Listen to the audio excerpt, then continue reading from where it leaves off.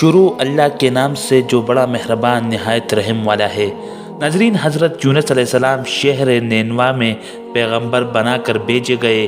آپ لوگوں کو ہدایت کرتے، نیکی کی طرف بلاتے، برے کاموں سے روکتے تھے۔ آپ علیہ السلام قوم سمود کی طرف بھیجے گئے۔ اس قوم کے لوگ بتوں کی پوجا کرتے تھے۔ جب آپ علیہ السلام لوگوں کو حق کی طرف بلاتے اور خدائے واحد پر ایمان لانے کی تلقین کرتے، لیکن لوگ آپ علیہ السلام کی تعلیمات کا انکار کرتے اور حضرت یونس علیہ السلام سے کہتے کہ ہم تیرے خدا کو نہیں مانتے، اس پر آپ فرماتے کہ خدا کے عذاب سے ڈرو جو بہت سخت عذاب ہے۔ لوگ آپ علیہ السلام کی باتیں سن کر آپ علیہ السلام کا مذاق اڑاتے اور آپ علیہ السلام کی راہ میں رکاوٹیں کھڑی کرتے۔ آپ علیہ السلام نے قوم سمود کو راہ راست پر لانے کی بہت کوشش کی، لیکن بھٹکی ہوئی قوم پر آپ علیہ السلام کی نصیحت کا کوئی اثر نہ ہوا، تو آپ علیہ السلام کو یقین ہو گیا کہ یہ لوگ خدا پر ایمان نہیں لائیں گے۔ آپ علیہ السلام مایوس ہو گئے۔ مایوسی کی حالت میں آپ علیہ السلام نے قوم سمود کی تباہی اور بربادی کے لیے اللہ تعالیٰ سے بد دعا کی اور اس سرزمین سے نکل پڑے۔ چلتے چلتے دریائے فرات کے کنارے پہنچے تو دیکھا کہ ایک کشتی کنارے پر لگی ہے، لوگ اس پر سوار ہو رہے ہیں۔ آپ علیہ السلام بھی اس پر سوار ہو گئے، جنہیں جانا تھا وہ سب سوار ہو چکے۔ ناظرین، پھر کشتی لوگوں سے بھر چکی۔ اس کے بعد کشتی اپنی منزل کی طرف روانہ ہوئی۔ سمندر پرسکون تھا، آسمان بھی صاف تھا، مسافر اطمینان سے بیٹھے ہوئے تھے۔ جب کشتی بیچ سمندر میں پہنچی تو دیکھا کہ آسمان پر سیاہ بادل اٹھ رہے ہیں، پھر ہوائیں چلنے لگی۔ ہوا اچانک طوفان کی شکل اختیار کر گئی۔ سمندر میں کشتی ڈگمگانے لگی، سمندر کی لہریں اوپر نیچے ہونے لگی، بارش بھی شروع ہو گئی۔ طوفانوں کے جھٹکوں سے کشتی کے ڈوبنے کا اندیشہ پیدا ہو گیا۔ کشتی میں بیٹھے ہوئے مسافروں میں سے ایک نے کہا کہ معلوم ہوتا ہے کہ کشتی میں کوئی ایسا شخص بھی سوار ہے جس سے کوئی بڑی غلطی سرزد ہو گئی ہے۔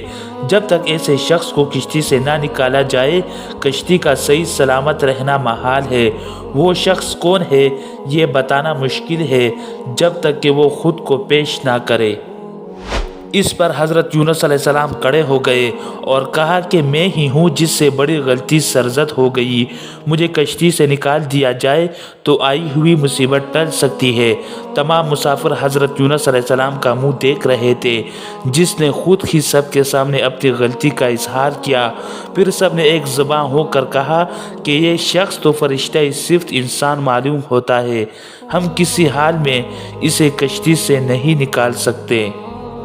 ناظرین، مسافروں میں سے ایک نے تجویز پیش کی کہ قراندازی کی جائے، جس کا نام پرچی میں نکلے وہی سزا کا مستحق ہوگا، ہم اسے کشتی سے نکال دیں گے۔ چنانچہ قرعہ ڈالا گیا، پرچی میں یونس علیہ السلام کا نام نکلا۔ اس عمل سے لوگوں کو اطمینان نہیں ہوا۔ پھر قرعہ ڈالا گیا تو یونس علیہ السلام کا ہی نام نکلا۔ اس طرح یہ عمل بار بار دہرایا گیا، ہر بار یہی ہوا۔ حضرت یونس علیہ السلام نے کہا کہ میں اپنے رب کا نافرمان ہوں، خدا کا حکم بھی یہی ہے، مجھے دریا میں ڈال دو، تمام مسافروں کی جان بچ جائے گی۔ حضرت یونس علیہ السلام نے کشتی کے مسافروں سے اور ملاح سے بار بار کہا کہ وہ کشتی سے چھلانگ لگانے کے لیے تیار ہے، اس لیے کہ میں نے اللہ کے حکم کا انتظار نہیں کیا۔ آخر کار کشتی کے مسافروں نے مان لیا اور حضرت یونس علیہ السلام کو دریا میں پھینک دیا۔ دریا میں ایک مچھلی حضرت یونس علیہ السلام کی طرف بڑھی اور نگل گئی۔